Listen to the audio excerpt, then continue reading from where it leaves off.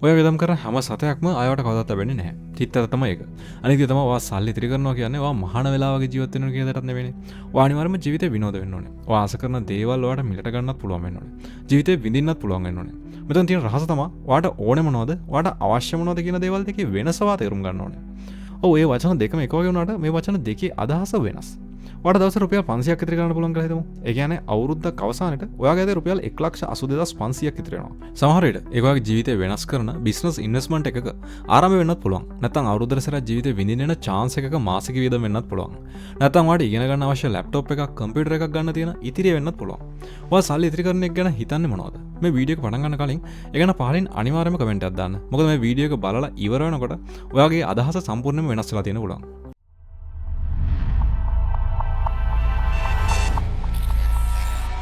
හුඟක් දෙනෙක් සල්ලි ඉතිරි කරන්න පටන් ගන්න හුඟක් වැරදි විදිවලට. එයා සල්ලි ඉතිරි කරනවා කියලා කරන්නේ කොෆි එකක් බොන එක, මූවි එකක් බලන එක, යාළුවෙක් එක්ක එළියට යන එක වගේ දේවල් නතර කරන්න හදන එක. හැබැයි මේ දේවල් ඇත්තටම වැඩ කරන්නේ නැහැ. මොකද අපි කවුරුත් රොබෝරු නෙමෙයිනේ. ඉතින් වැඩේ මෙහෙම කරනවා කියලා හිතන් පටන් ගන්න හුඟ දෙනෙක් සති දෙකෙන් වැඩේ නතර කරලා දානවා. ඒ කියන්නේ ඉතින් අර ඉතිරි කරගත්තු සල්ලි ටිකත් වෙනතර වැඩි ඉක්මනින් වාෂ් වෙලා යනවා. හිතමු ඔයාගේ සල්ලි හරියට අඩිය හෙලලා තියෙන භාජනයක් වගේ කියලා. ඔයා මේක පුරවන්න කොච්චර මේකට වතුරවත් කරලත් වැඩක් නැහැ. මොකද මේකේ අඩියේ තියෙන ලොකු සිදුරු නිසා මේ වතුර සේරම එළියට ගලාගෙන යනවා. ඒ වගේම අපේ සමහර අය හිතන්නේ මේකට තව වතුර වැඩියෙන් එකතු කරන්නේ කොහොමද කියන දේ ගැන විතරයි.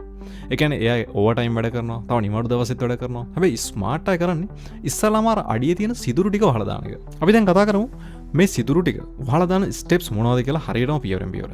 පළවෙනි ස්ටෙප් එක තමයි ඔයාගේ සල්ලි එළියට ගලාගෙන යන මේ සිදුරු මොනවද කියලා හරියටම අඳුර ගන්න ඕනේ. ඔයා ගිය මාසේ බැංක් එකේ ස්ටේට්මන්ට් එකක් ගන්න. ඔයා ඒ ගත්තු සල්ලි ඔයා වියදම් කරලා තියෙන්නේ මොනවටද කියලා වෙන වෙනම ලියා ගන්න. සමහර විට ඔයා පාවිච්චි කරන්නේ නැති ඇප් එකකට ඔයාගේ නිකරුණේ මාස ගානේ සල්ලි කැපෙනවා වෙන්න පුළුවන්.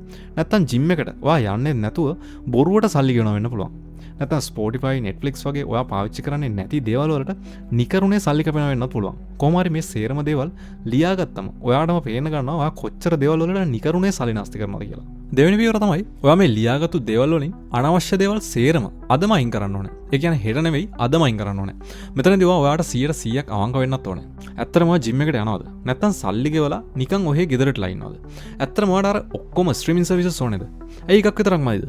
අනිත් දේ සතිය ගානේ දවස ගානේ ගෙදරට අවශ්‍යයි කියලා අරගෙන පාවිච්චි නොකර අයින් කරලා තියෙන දේවල් කීයකට ඔයා වියදම් කරලාද? මේ වියදම් අදින් පස්සේ සිද්ධ නොවෙන්න වගේ බලා ගන්න ඕනේ. තුන්වෙනි පියවර තමයි ඔයා මාස ගානේ ගෙවන හැම මාසික වාරිකයක්ම තමාට වාසිදායකම තැනට එන්න ඒ අදාළ පාර්ශ්වය එක්ක එකඟතාවයකට එන්න ඕනේ.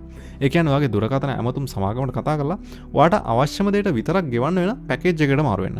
ඔයාගේ ඉන්ෂුරන්ස් කම්පැනි එකට කතා කරලා අවශ්‍යම දෙයට විතරක් මාසික ගෙවීම වෙනස් කරගන්න. හුඟක් වෙලාවට මේ ආයතන ඔයාට අවශ්‍ය පැකේජ් එක ලබා දෙන්න බැඳිලා ඉන්නවා. එයා එහෙම ඉඩහසල ලබලා දෙන්නේ නැත්නම් ඒ වගේ ආයතන වලින් ඉවත් වෙන දෙපාරක් හිතන්නත් එපා. මොකද එයා එහෙම කරන්නේ ඔයාට පාඩු සහ එයාට ලාභ සපයන තත්ත්වය පහළ දාන්න බැරි නිසා. මේ පියවර ටික විතරක් පිළිපදින ඔයාට පුළුවන් අවමේ වශයෙන් මාසෙක රුපියල් 2000ක් 5000ක් අතර ගණක් ඉතිරි කරන්න. හතරවෙනි පියවර ඔයා මොනවා හරි ලොකු දෙයක් මිලට ගන්න හදන හැම වෙලාවකම ඒක මිලදී ගන්න කලින් දවසක් ඒ වෙනුවෙන් ඉඩක් ලබා දෙන්න. හිතමු ඔයා ඔන්ලයින් සයිට් එකකින් මොනවා හරි ගන්න යනවා කියලා. ඒ ප්‍රොඩක්ට් එක සේව් කරලා තියාගන්න. දවසකින් පස්සේ සල්ලි ගෙවනවා කියලා හිතාගන්න. ඊට පස්සේ ඔයා හෙට ඇවිත් කල්පනා කරන්න තාර්කිකව ඇත්තටම ඔයාට මේක අවශ්‍ය දෙයක්ද කියලා. හුඟක් වෙලාවට මේක ඔයා මිලට ගන්නේ නැති වෙන්න පුළුවන්. අනිත් අතින් ඔයා එක මිලට ගන්නව නම් ඒක අනිවාර්යයෙන්ම ඔයාට අවශ්‍යම දෙයක් වෙන්නත් පුළුවන්. මේ විදිහට මිලදී ගැනීමකට කල් ලබලා දෙන එකෙන් වෙන්නේ ඔයා මේ දේවල් අරගෙන ඔයාට පස්සේ පසුතැවීමක් ඇති වෙන්නේ නැති වෙන්න මග බලා ගන්න එක. පස්වෙනි පියවර තමයි පඩිය ලැබුණු ගමන්ම මුලින්ම ඔයාට ගෙවීමක් කරලා ඉන්න. ඒ කියන්නේ ඔයාගේ ඉතුරුම් වෙනුවෙන් විතරක් හදලා තියෙන account එකට ඒ සල්ලි අයින් කරලා ඉන්න. ඒක රුපියල් 2500ක් වුණත් කමක් නැහැ. ඒක වෙනම අයින් කරගෙන ඉන්න. මේකත් හරියට ඔයාට ගෙවන්න තියෙන වාරිකයක් විදිහට හිතා ගන්න. ඒ වාරිකය ගෙවලා ඉවරයි. අය ඔයාට මාසෙ මැදදී ඒකටත් තියන්න බෑ.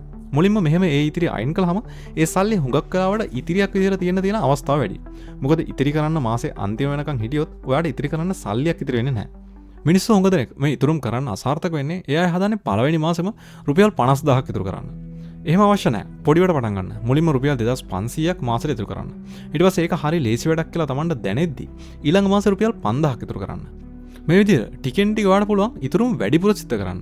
මොකද පුංචි දේවල් කරන්න හරිම ලේසි කියලා අපේ මොළය දැනටමත් පිළි අරන් ඉවරයි. අනිත් පැත්තෙන් ගත්තාම අමාරු දේවල් කරන්න බැරි දේවල් විදිහට මොළයට අවබෝධ වෙලත් ඉවරයි.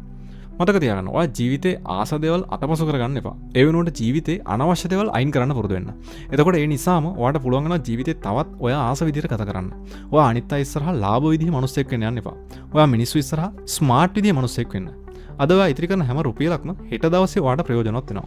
සමහර විට ඔයාට ඔයාගේ රැකියාව නැති වෙන්න පුළුවන්. සමහර විට ඔයාගේ සිහින ව්‍යාපාරයක් ගොඩනගා ගන්න පුළුවන්. ඉතිරි කරන ඒ සල්ලි වලට පුළුවන් ඔයාට ජීවිතේ අවශ්‍ය තෝරා ගැනීම කරන්න ඉඩ දෙන්න. ඒ තෝරා ගැනීම ඔයාට කරන්න පුළුවන් කියන්නේ ඔයාට මූල්‍යමය නිදහස හම්බ වෙනවා කියන එකට. හැමෝටම සුවදවසක්.